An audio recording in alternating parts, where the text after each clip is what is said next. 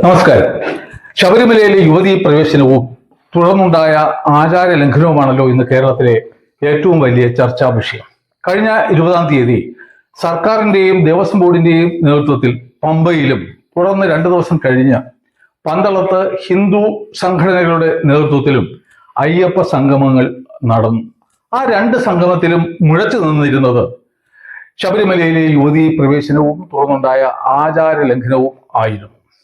എന്നാൽ എന്തായിരുന്നു ശബരിമലയിലെ സ്ത്രീ പ്രവേശനവുമായി നിലനിന്നിരുന്ന ആചാരങ്ങൾ എന്ന് സാമാന്യ അയ്യപ്പ ഭക്തന്മാർക്കാർക്കും തന്നെ അറിയില്ല എന്നുള്ളതാണ് സത്യം. കോടതി രേഖകളുടെ അടിസ്ഥാനത്തിൽ ആ വിഷയം ചർച്ച ചെയ്യാനാണ് ഞാൻ ഇന്നിവിടെ ആഗ്രഹിക്കുന്നത്. 1902 അന്ന് ശബരിമലയിൽ ഉണ്ടായിരുന്ന ഓലമേഞ്ഞ ക്ഷേത്രം കത്തി നശിച്ചതായും എന്നാൽ വിഗ്രഹത്തിന് കേടുപാടൊന്നും ഉണ്ടായില്ല എന്നുമാണ് രേഖകൾ പറയുന്നത്. അതിനെ തുടർന്ന് 1909 പുനഃപ്രതിഷ്ഠ നടത്തി. ആ വിഗ്രഹം മറ്റൊന്നായിരുന്നു. അത് നൈഷ്ഠിക ബ്രഹ്മചാരിയുടെ രൂപത്തിലായിരുന്നു, യോഗമുദ്രയിൽ ആയിരുന്നു. അതിന് ചിന്മുദ്ര ഉണ്ടായിരുന്നു എന്നുള്ളതിനെ കുറിച്ചൊന്നും തന്നെ വ്യക്തമായ രേഖകൾ ഇല്ല. തുടർന്ന് അവിടെ അപൂർവമായ അവസരങ്ങളിൽ യുവതികൾ പ്രവേശിച്ചിരുന്നു എന്നാണ് അറിവ്. 1940 അന്നത്തെ മഹാരാജാവായിരുന്ന ശ്രീ ചിത്തിര തിരുനാൾ ബാലരാമവർമ്മ രാജാവ് അദ്ദേഹത്തിന്റെ 24 വയസ്സ് മാത്രം പ്രായമുള്ള കാർത്തിക തിരുനാൾ ലക്ഷ്മിഭായി തമ്പുരാട്ടിയുമായി ശബരിമല സന്ദർശിച്ചിരുന്നു എന്നുള്ളതിന് തെളിവുകളുണ്ട്. അതിനാൽ ആ അവസരങ്ങളിലും യുവതികൾക്ക് ശബരിമലയിൽ പ്രവേശനം ഉണ്ടായിരുന്നു എന്ന് വേണം നാം അനുമാനിക്കാൻ.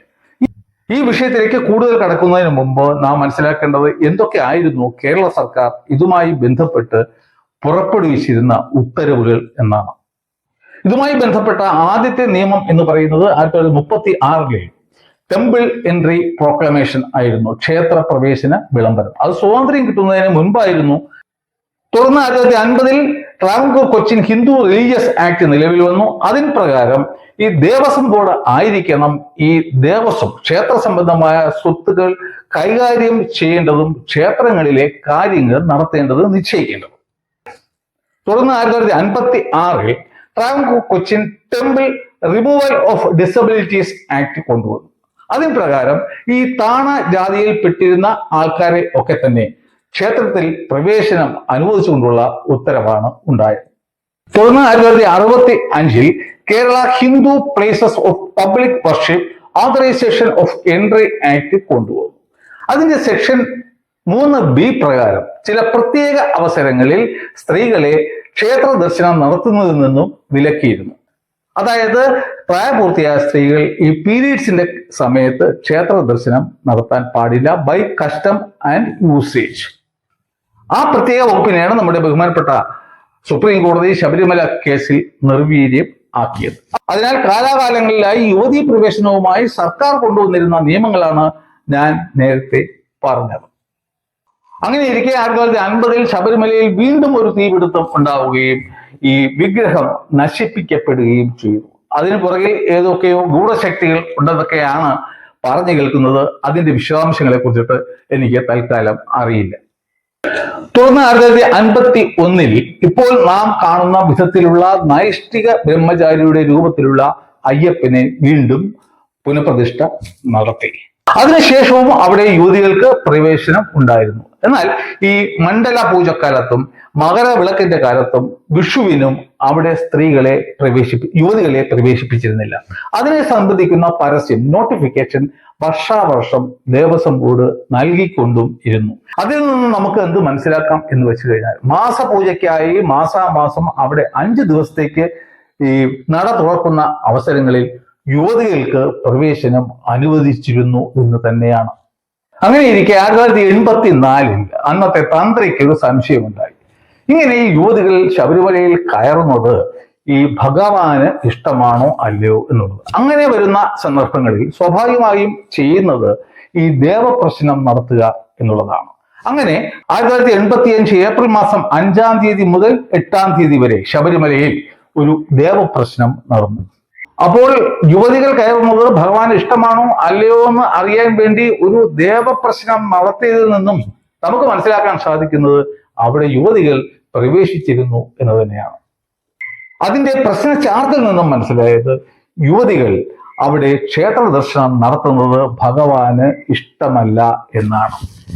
എന്നാൽ തുടർന്ന് നടന്ന വളരെ വിചിത്രമായ ഒരു കാര്യമാണ്, ഭഗവാൻ തന്റെ ഇംഗിതം അല്ലെങ്കിൽ ആഗ്രഹം അറിയിച്ചതിന് ശേഷവും ഈ മാസപൂജയ്ക്കായി നട തുറക്കുന്ന 5 ദിവസങ്ങളിൽ തുടർന്നും യുവതികളായ സ്ത്രീകൾ ശബരിമലയിൽ ദർശനം നടത്തി വന്നു. ഈ ആചാരാനുഷ്ഠാനങ്ങളെ സംബന്ധിച്ച അവസാന വാക്കായ തന്ത്രിയോ അദ്ദേഹത്തിന്റെ നിർദ്ദേശപ്രകാരം കാര്യങ്ങൾ നടപ്പിലാക്കാൻ ബാധ്യസ്ഥരായ ദേവസ്വം ബോർഡോ മൗനം പാലിക്കുകയാണ് ഉണ്ടായത്.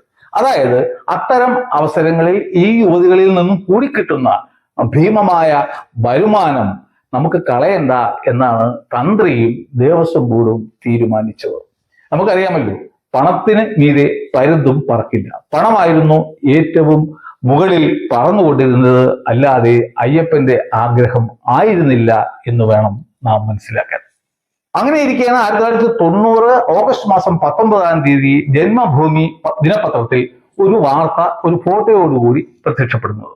അതായത് മുൻപ് ട്രാവൻകൂർ ദേവസ്വം ബോർഡിന്റെ കമ്മീഷണറായിരുന്ന ശ്രീമതി ചന്ദ്രിക തന്റെ യുവതിയായ മകളെയും മറ്റ് യുവതികളായ ബന്ധുക്കളെയും കൂട്ടി തന്റെ ചെറുകുട്ടിക്ക് ചോറ്റൂണെന്നും പറയാറുണ്ട്, അത് കൊടുക്കാൻ വേണ്ടി ശബരിമലയിൽ നിൽക്കുന്ന ഫോട്ടോയായിരുന്നു അത്.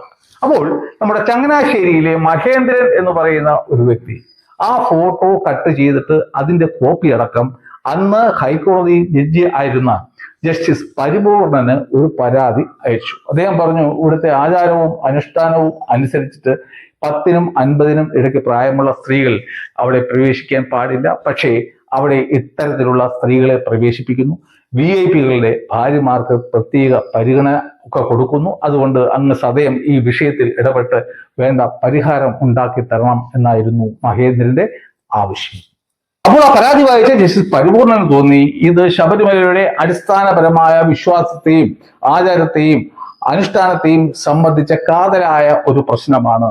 അതിനാൽ തന്നെ ഇതിൽ എന്തെങ്കിലും ഒരു തീരുമാനം എടുക്കാത്ത പക്ഷം ശബരിമലയെ സംബന്ധിച്ച് ദൂരവ്യാപകമായ ഫലങ്ങൾ ഉണ്ടാക്കുന്ന ഒന്നാണ് എന്നും കരുതിയിട്ട് അദ്ദേഹം അതിനെ ഒരു പബ്ലിക് ഇൻട്രസ്റ്റ് ലിറ്റിഗേഷൻ ആയി കണക്കാക്കി. അതിന്റെ നമ്പറായിരുന്നു 9015/1990. ആ കേസ് വളരെ ഫേമസ് ആയി മാറി. അതാണ് Mahendran versus state of Kerala എന്ന് പറയുന്ന ശബരിമലയിലെ യുവതീ പ്രവേശനവുമായി ബന്ധപ്പെട്ട ആദ്യത്തെ കേസ്. ആ കേസിൽ ബഹുമാനപ്പെട്ട കോടതി സംസ്ഥാന സർക്കാരിനും ദേവസ്വം ബോർഡിനും ശ്രീമതി ചന്ദ്രയ്ക്കും നോട്ടീസ് അയച്ചു. കൂടാതെ ശബരിമല തന്ത്രി ആയിരുന്ന കണ്ഠരര് നീലകണ്ഠരരെ ഉൾപ്പെടെ ഉള്ള 7ഓളം തന്ത്രികളെ വിളിച്ചു വരുത്തി അവരിൽ നിന്നും തെളിവെടുക്കുകയും ചെയ്തു. ആ കേസിൽ അന്ന് ശബരിമല തന്ത്രി ആയിരുന്ന കണ്ഠരര് നീലകണ്ഠരര് കൊടുത്ത മൊഴി എന്താണെന്ന് വെച്ച് കഴിഞ്ഞാൽ, താൻ 50-ലേറെ വർഷമായി ശബരിമലയിലെ തന്ത്രി ആണ്. 1950-ൽ അവിടെ പുനഃപ്രതിഷ്ഠ നടത്തിയത് തന്റെ അമ്മാവനായ ശങ്കരരു ആയിരുന്നു. 1950-ന് മുൻപും അവിടെ യുവതീ പ്രവേശനം നിഷേധിക്കപ്പെട്ട ഒന്നായിരുന്നു. അവിടെ പുനഃപ്രതിഷ്ഠ നടത്തിയതിനു ശേഷം ആദ്യമായി പൂജ നടത്തിയത് താനായിരുന്നു. അന്ന് തന്റെ അമ്മാവനായ ശങ്കരരു പറഞ്ഞിരുന്നത് മുൻപ് ഉണ്ടായിരുന്ന ആചാരങ്ങളും അനുഷ്ഠാനങ്ങളും തുടർന്നും പാലിക്കണം എന്നും 41 ദിവസം വ്രതം പിടിച്ച അയ്യപ്പ ഭക്തരെ മാത്രമേ ക്ഷേത്രത്തിൽ പ്രവേശിക്കാൻ അനുവദിക്കാൻ പാടുള്ളൂ എന്നും അങ്ങനെ ചെയ്യാത്ത പക്ഷം അത് ആചാര ലംഘനമായിരിക്കും എന്നാണ്. തുടർന്ന് അദ്ദേഹം പറഞ്ഞത് എന്താണെന്ന് വെച്ച് കഴിഞ്ഞാൽ, അദ്ദേഹത്തിന് അന്നത്തെ ഹിന്ദു മുന്നണി സംസ്ഥാന ജനറൽ സെക്രട്ടറി ആയിരുന്ന ശ്രീ കുമ്മനം രാജശേഖരനിൽ നിന്നും ഒരു പരാതി കിട്ടി. അതിൽ പറഞ്ഞിരുന്നത് അവിടെ യുവതിയായ ഒരു സ്ത്രീയുടെ ഡാൻസ് പ്രോഗ്രാം ഉണ്ടായിരുന്നു. അതുപോലെ തന്നെ ശബരിമലയിലെ സന്നിധാനവും പരിസരവും മറ്റും ഷൂട്ടിങ്ങിനും മറ്റും നൽകുന്നു എന്നുള്ളതൊക്കെ ആയിരുന്നു അദ്ദേഹത്തിന്റെ പരാതി. അതിന് ഈ തന്ത്രി കൊടുത്ത മറുപടി എന്താണെന്ന് വെച്ച് കഴിഞ്ഞാൽ, അങ്ങനെ നടന്നിട്ടുണ്ടെങ്കിൽ അത് ആചാര ലംഘനം ആണ് എന്ന് പറഞ്ഞുകൊണ്ടായിരുന്നു. തുടർന്ന് ആ കേസിൽ അയ്യപ്പ സേവാ സംഘത്തിന് വേണ്ടി അതിന്റെ സെക്രട്ടറി ആയിരുന്ന KPS നായർ കൊടുത്ത മൊഴി എന്താണെന്ന് വെച്ചാൽ, താൻ അവിടെ വർഷാവർഷം ശബരിമല സന്ദർശിക്കുന്ന ഒരു വ്യക്തിയാണ്. കഴിഞ്ഞ 10-15 വർഷങ്ങളായിട്ട് ഞാൻ അവിടെ യുവതികളെ കാണുന്നുണ്ട്. അക്കാര്യം ഞാൻ ഒരു സർക്കിൾ ഇൻസ്പെക്ടറോട് പറഞ്ഞപ്പോൾ അദ്ദേഹവും അതിനെ മൈൻഡ് ചെയ്യില്ല. അവിടെ കല്യാണങ്ങൾ നടക്കാറുണ്ട്. അതുപോലെ തന്നെ ഈ അന്യ സംസ്ഥാനങ്ങളിൽ നിന്നും ടൂറിസ്റ്റുകൾ, യുവതികൾ ഉൾപ്പെടെയുള്ള ടൂറിസ്റ്റുകൾ ഈ ശബരിമലയിൽ ദർശനം നടത്തുന്നു എന്നാണ് അദ്ദേഹം മൊഴി കൊടുത്തത്. തുടർന്ന് 1991 ഏപ്രിൽ മാസം 5-ാം തീയതി ശബരിമലയിൽ 10-നും 50-നും വയസ്സിനും ഇടയ്ക്ക് പ്രായമുള്ള യുവതികളുടെ പ്രവേശനം നിരോധിച്ചുകൊണ്ട് ഹൈക്കോടതി ഉത്തരവിട്ടു. ഇവിടെ നാം ഓർക്കേണ്ട മറ്റൊരു കാര്യം കൂടിയുണ്ട്, വളരെ രസകരമായ ഒരു കാര്യമാണ്. അതായത് 1985 ഇതിനെ സംബന്ധിച്ച് ദേവപ്രശ്നം തുടങ്ങിയതും ഇതേ ദിവസം ആയിരുന്നു, 5/4/1985.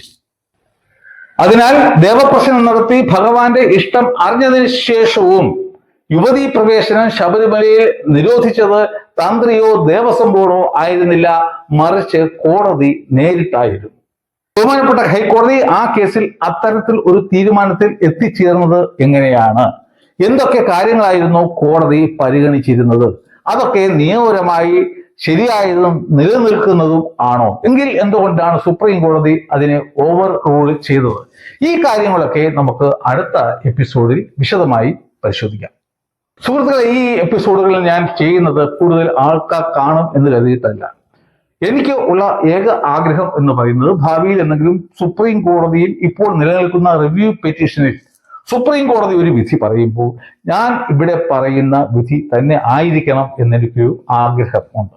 അതുകൊണ്ട് എത്ര പേർ കണ്ടാലും ഇല്ലെങ്കിലും, അന്ന് ഞാൻ ജീവിച്ചിരുന്നാലും ഇല്ലെങ്കിലും, ഇതൊക്കെ ഈ യൂട്യൂബിൽ ഒരു രേഖയായി നിലനിൽക്കും. അത് മാത്രമാണ് എൻ്റെ ആഗ്രഹം. ഞാൻ ഇതിനെക്കുറിച്ചിട്ട്, ഈ വിഷയത്തെക്കുറിച്ചിട്ട് ഒരു ഇൻട്രൊഡക്ഷൻ നടത്തിയിരുന്നു. അത് 16,000-ൽ പുറം ആൾക്കാർ കണ്ടു. അതിൽ ഞാൻ അഭ്യർത്ഥിച്ചിരുന്നു, നിങ്ങൾ എല്ലാവരും ഇത് ടേക്കപ്പ് ചെയ്യണം, നിങ്ങൾ എല്ലാ ഹിന്ദുക്കളിലേക്കും എത്തിക്കണം എന്നൊക്കെ ആവശ്യപ്പെട്ടിരുന്നു. എങ്കിലും എൻ്റെ ഫസ്റ്റ് പാർട്ട് കണ്ടത് 4,500 പേർ മാത്രമായിരുന്നു. എന്നാൽ പന്തളത്ത് ജനലക്ഷങ്ങൾ, കോടികൾ ഒക്കെ അടിഞ്ഞുകൂടി എന്ന് പറയുന്നു. അപ്പോൾ ഇത്തരം കാണിപ്പുകളിൽ മാത്രം നാം ശ്രദ്ധിച്ചതുകൊണ്ട് ഹിന്ദുക്കൾക്കോ ശബരിമല ക്ഷേത്രത്തിനോ യാതൊരു വിധത്തിലുള്ള ഫലവും ഉണ്ടാക്കാൻ പോകുന്നില്ല. ബേസിക് ആയിട്ട് ഹിന്ദുക്കളും അയ്യപ്പ ഭക്തരും ഒക്കെ പറയേണ്ടത്, മനസ്സിലാക്കേണ്ടത് എന്താണ് യഥാർത്ഥ ഫാക്ട്സ് എന്നാണ്, വസ്തുതകൾ എന്താണ്. കാരണം നമുക്ക് വിവരമുണ്ടെങ്കിൽ മാത്രമേ നമുക്ക് മറ്റുള്ളവരുടെ മുന്നിൽ പിടിച്ചു നിൽക്കാൻ സാധിക്കും. ആരും കണ്ടില്ലെങ്കിലും ഒരാളെങ്കിലും കാണാനുണ്ടെങ്കിലും ഞാൻ ഈ എപ്പിസോഡിന്റെ അവസാനം വരെ പോയിരിക്കും. കാരണം കാലങ്ങൾ കഴിയും, ഈ ശബരിമല കേസിൽ പുതിയ ഒരു വിധി സുപ്രീം കോടതി പറയും. അത് ഞാൻ ഇവിടെ പറയുന്ന വിധി തന്നെ ആയിരിക്കും എന്നുള്ള കാര്യത്തിൽ എനിക്ക് യാതൊരു വിധത്തിലുള്ള സംശയവും ഇല്ല.